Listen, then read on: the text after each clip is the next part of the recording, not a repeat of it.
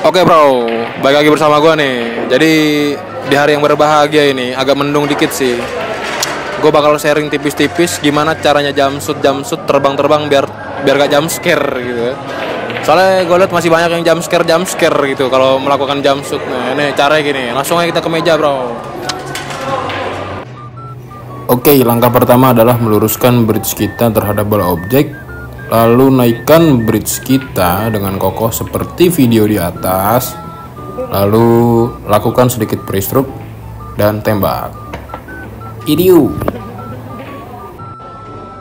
Nah kurang lebih kayak gini nih. Jangan dibully ya, ini masih pemula juga bro. Flybell.